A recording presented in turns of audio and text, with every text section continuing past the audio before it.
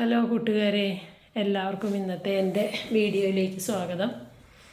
എൻ്റെ ഒരു യാത്രാ വിവരണത്തിൻ്റെ വീഡിയോ ഞാൻ പോസ്റ്റ് ചെയ്തു. അടുത്ത യാത്രാ വിവരണത്തിനുള്ള വീഡിയോയും അതിൻ്റെ എഡിറ്റിംഗ് എൻ്റെ മിതമായ അറിവുകളൊക്കെ വെച്ച് ഞാൻ ചെയ്തുകൊണ്ടിരിക്കുന്നതേ ഉള്ളൂ. ഇന്ന് കാലത്തെ എണീറ്റപ്പോൾ നല്ല മഴ. അപ്പോൾ എനിക്ക് തോന്നി ഞാൻ ഇന്ന് എൻ്റെ വീട്ടിലെ പാചകവും ഒക്കെ നിങ്ങളുമായിട്ടുമൊക്കെ ഒന്ന് പങ്കുവച്ചാലോ എന്ന്. പക്ഷേ ഞങ്ങൾ രണ്ടുപേരും മാത്രമേ ഇപ്പോൾ വീട്ടിലുള്ളൂ. മക്കൾ രണ്ടുപേരും ജോലിയും പഠിത്തവും ഒക്കെ ആയിട്ട് നമ്മളുടെ കൂടെ ഇല്ല. അപ്പം ആയതുകൊണ്ട് റിട്ടയേർഡ് ഹാൻഡ്സ് ആയതുകൊണ്ടും പ്രായം കൂടിയത് കൊണ്ടും ഭക്ഷണമൊക്കെ വളരെ കുറച്ച് വളരെ മിതമായ രീതിയിലൊക്കെയാണ്. അതുകൊണ്ടൊരു ഭക്ഷണ വീഡിയോ ചെയ്യുന്നതിനൊരു മടിയായിരുന്നു. എങ്കിലും പോട്ടെ, നമ്മുടെ കയ്യിലുള്ളത് വെച്ച് ഉള്ളത് കൊണ്ട് ഓണം പോലെ നമുക്കങ്ങ് തുടങ്ങാം. ബ്രേക്ക്ഫാസ്റ്റിന് വെള്ളയപ്പവും മസാലക്കറിയും ഉണ്ടാക്കാനാണ് ഇന്നത്തെ എൻ്റെ പ്ലാൻ. അതിന് മുന്നോടിയായി കാലത്തെ തന്നെ ഞങ്ങൾക്ക് രണ്ടുപേർക്കുമുള്ള 2 കപ്പ് ചായയും ഉണ്ടാക്കി മസാലക്കറി ഉണ്ടാക്കുന്നതിനുള്ള പുറപ്പാടിലേക്കായി. മസാലക്കറിക്കുള്ള ഉരുളക്കിഴങ്ങ് കഴുകി കുക്കറിൽ ഉപ്പിട്ട വെള്ളത്തിൽ വെച്ച് സ്റ്റീം കളയാമെന്ന് വിചാരിച്ചു. അതോടൊപ്പം ഇന്ന് കുടിക്കുന്നതിനുള്ള വെള്ളവും അവിടെ ഒരു സാസ്പാനിൽ വെച്ചിട്ടുണ്ട്. കുക്കറിൽ നിന്നും സ്റ്റീം വരുമ്പോഴേക്കും കറിക്ക് ആവശ്യമായ സവാള, ഇഞ്ചി, പച്ചമുളക് ഇതെല്ലാം കഴുകി അരിയണം. അത്യാവശ്യം വേണ്ട സാധനങ്ങളൊക്കെ വർക്ക് ഏരിയയിലായതുകൊണ്ട് ഇടയ്ക്കിടയ്ക്ക് ഓടിപ്പോകുന്നത് അവിടെ നിന്നും പാത്രങ്ങളൊക്കെ എടുത്തുകൊണ്ട് വരാനാണ്. അപ്പോഴേക്കും കുക്കറിൽ നിന്ന് സ്റ്റീം വന്നു. ഇനി പാൻ വെച്ച് എണ്ണ താളിച്ച് മുളകൊക്കെ ഇട്ട ശേഷം നമ്മൾ നേരത്തെ അരിഞ്ഞ് വെച്ചിരുന്ന എല്ലാം കൂടെ ചേർത്ത് കറിവേപ്പിലയും കൂടെ ചേർത്ത് വഴറ്റുന്നു.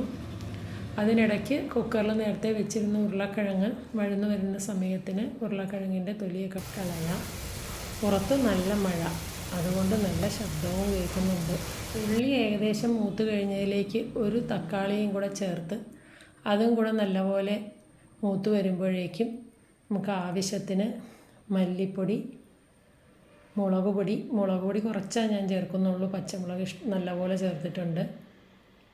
പിന്നെ മഞ്ഞൾപ്പൊടി, അതുപോലെ മസാലപ്പൊടി, ഇത് 4ഉം ചേർത്ത് ഇതിൻ്റെ പച്ചമണം മാറുന്നത് വരെ ഒരുവിധം ഒന്ന് എണ്ണ തെളിഞ്ഞു വരുന്നത് വരെ നല്ലപോലെ ഒന്ന് വഴറ്റുക.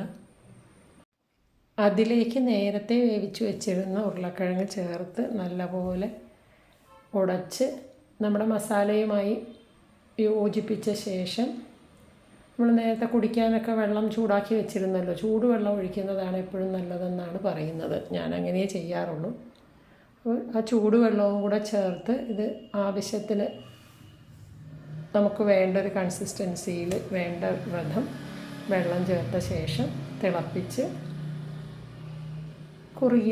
കുറുകുമ്പോൾ മല്ലിയിലയും ഒക്കെ ചേർത്ത് വാങ്ങി വെച്ചാൽ നമ്മളുടെ മസാലക്കറി റെഡി. അപ്പോൾ എല്ലാവർക്കും ഒരു സംശയം വരാം, ഈ കറിയിൽ ഉപ്പ് വേണ്ടേന്ന്. ഉപ്പ് ചേർത്തു, പക്ഷെ കാണിക്കാൻ ഞാൻ വിട്ടുപോയി. ഉപ്പൊക്കെ ആവശ്യത്തിന് ചേർത്തിട്ടുണ്ട്. ഇന്ന് കാലത്ത് ഞാൻ ഈ മല്ലിയില സൂക്ഷിച്ചു വയ്ക്കുന്നത് എങ്ങനെയാണ് സൂക്ഷിച്ചു വയ്ക്കുന്ന ഒരു രീതി ഞാനൊരു വീഡിയോ ചെറിയൊരു ഷോർട്സായിട്ട് ഇന്ന് പോസ്റ്റ് ചെയ്തിട്ടുണ്ട്. അത് മല്ലിയില വളരെ ഫ്രഷ് ആയിട്ടിരിക്കുന്നതിന് വേണ്ടി സഹായിക്കുന്ന ഒരു രീതിയാണ്. അത് നിങ്ങളൊന്ന് കണ്ടു നോക്കുക.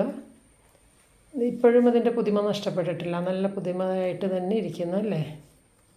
ഇനി അടുത്തത് വെള്ളയപ്പമാണ്. ഇന്നലെ അരച്ച് ഏകദേശം പൊങ്ങിയ സമയത്ത് ഞാൻ രാത്രി ഫ്രിഡ്ജിൽ വെച്ചിട്ട് കിടന്നതാണ്. കാലത്തൊരു 7:30 പുറത്ത് വെച്ച് വെള്ളയപ്പത്തിൻ്റെ മാവ് 8:30 ആയപ്പോഴേക്കും ഇത്രയും പൊങ്ങി വീണ്ടും.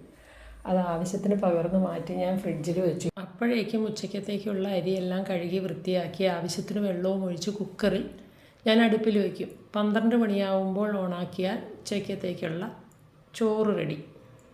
അത്യാവശ്യത്തിന് 2-3 അപ്പമൊക്കെ ഉണ്ടാക്കി വെച്ച ശേഷം ഞാൻ തവി എൻ്റെ ഭർത്താവിന് കൈമാറി, ബാബുച്ചേട്ടന്. ഇനിയുള്ള പരീക്ഷണം അദ്ദേഹത്തിൻ്റെ വകയാണ്. ഞങ്ങൾക്കുള്ള അപ്പം ആക്കണം. അപ്പോഴേക്കും ഞാൻ പോയി കുളിച്ചിട്ട് വരും. ഒരുമിച്ചിരുന്ന് നമുക്ക് ഭക്ഷണം കഴിക്കാം. ഇനി കറികളൊന്നും ഇന്ന് നമുക്ക് ആവശ്യമില്ല. ഉച്ചയാകുമ്പോഴേക്കും ഒരു രസം ഉണ്ടാക്കാമെന്ന് ഞാൻ വിചാരിച്ചു. ഇന്നലത്തെ ചക്ക എലിശ്ശേരി, അച്ചിങ്ങാത്തോരൻ, അവിയൽ, പാവയ്ക്ക മെഴുക്കുവരട്ടി ഒക്കെ ഉണ്ട്. ഇതിൽ ചക്ക എലിശ്ശേരി ചേച്ചിയുടെ വീട്ടിൽ നിന്നാണ്. ഇത്ര വിഭവങ്ങളൊന്നും ഞങ്ങൾ ഉണ്ടാക്കാറില്ല. അപ്പോഴേക്കും കുളി കഴിഞ്ഞ് ഞാൻ ഓടിയെത്തി. ഇനി ഒരുമിച്ചിരുന്ന് ഭക്ഷണം കഴിക്കാം. അതിനുശേഷം എൻ്റെ പേപ്പർ വായന, മൊബൈൽ നോട്ടം, ഇങ്ങനെയുള്ള കലാപരിപാടികൾ തുടരും. ഉച്ചക്കത്തേക്ക് സമയമാകുമ്പോഴേക്കും കുറച്ച് രസമുണ്ടാക്കണം. ബാക്കിയുള്ള സാധനങ്ങളെല്ലാം ഉണ്ട്. ഉച്ചഭക്ഷണവും കൂടെ കഴിഞ്ഞാൽ പിന്നെ രാത്രി ഒരു ചപ്പാത്തി മാത്രം മതി. ഇതേ തെളിവിനായി ഞാൻ എല്ലാം കാണിക്കുകയാണ് പറഞ്ഞത്. എല്ലാ വിഭവങ്ങളും ഇതിലുണ്ട്. ചോറ് കുറച്ച്, കറികളധികം. ഞങ്ങളുടെ ഉച്ചഭക്ഷണവും ഇതോടുകൂടി തീരുകയാണ്. ഇനി രാത്രിയിൽ വൈകുന്നേരം ഒരു ചായ, രാത്രിയിൽ ചപ്പാത്തിയും ഈ മസാലക്കറിയുമായാൽ ഇന്നത്തെ ഭക്ഷണവിശേഷം ഇവിടെ തീരുന്നു. എൻ്റെ ഈ ചെറിയ ചാനൽ ഇഷ്ടമായാൽ നിങ്ങൾ അത് സബ്സ്ക്രൈബ് ചെയ്യണം. ഇനിയും വിശേഷങ്ങളും യാത്രാവിശേഷങ്ങളുമായി ഞാൻ എത്തുന്നതാണ്. അതുവരെ എല്ലാവർക്കും ബൈ.